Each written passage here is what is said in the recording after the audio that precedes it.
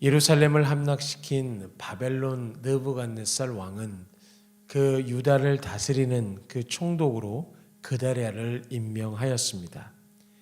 예레미야는 그다랴 총독 치하에서 유다 백성들과 함께 살게 됩니다.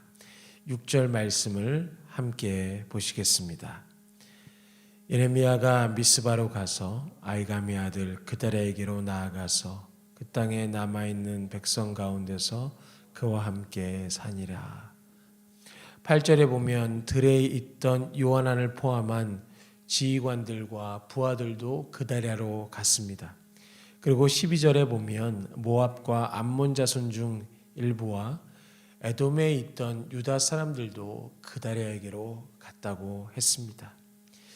이처럼 많은 사람들이 유다의 총독으로 임명된 그다랴에게로 갔다는 것은 그를 임명한 바벨론 느부갓네살 왕을 섬기며 사는 것을 의미합니다.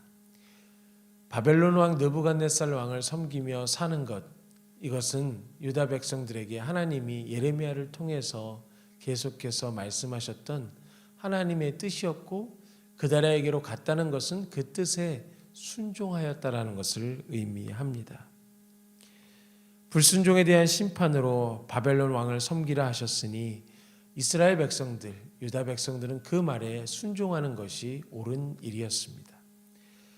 오늘 본문의 예레미야와 또한 요하난을 포함한 들에 있던 지휘관과 부하들과 모압과 암몬 자손 중 일부와 에돔과 모든 지방에 있던 유다 사람들이, 이 많은 사람들이 하나님의 심판의 말씀에 순종했던 것이죠.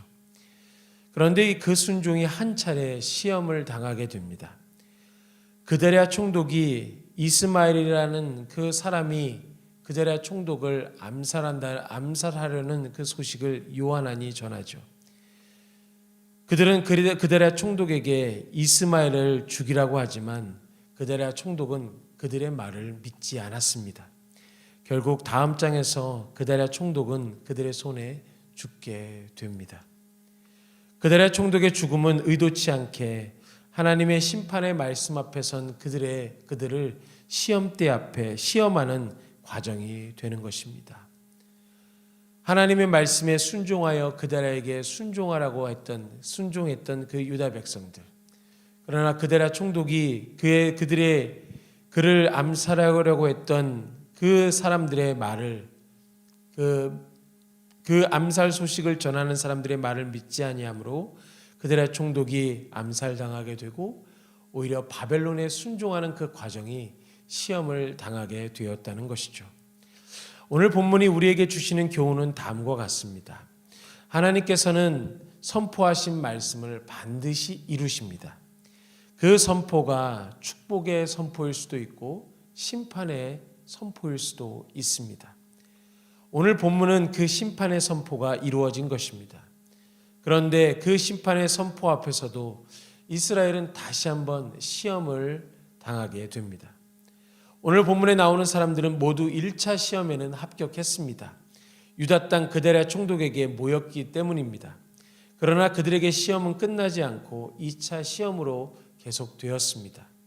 그것이 바로 총독 그다랴의 암살이었습니다. 오늘을 사는 우리도 늘 하나님의 시험 앞에 서게 됩니다. 하나님께서는 그 시험을 통해서 마음을 연단하시고 또한 우리의 믿음을 연단하시기를, 그리고 믿음을 확인하시기를 원하십니다. 하나님을 얼마나 신뢰하고 하나님의 말씀에 얼마나 순종하는지를 알기를 원하시는 것이죠.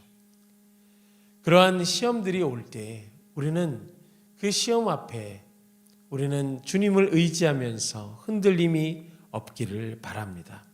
반복되는 시험에도 변함없이 주를 의지함으로 그 시험이 어떤 것이며 또한 그 시험 앞에서 우리가 어떻게 해야 될지를 주를 의지함으로 깨달아가고 말씀 속에서 다시 한번 주님을 순종하고자 하는 결단과 은혜가 있기를 간절히 소망합니다. 우리에게 오는 그 순간순간의 시험 앞에서 하나님은 우리의 믿음을 확인하시길 원하시고 또한 우리가 순종할 때 주시는 그 축복이 있음을 기억하시고 하나님의 말씀을 의지하시면서 변함없는 순종으로 하나님 앞에 기쁨이 되시는 저와 성도님들 되시기를 간절히 바랍니다.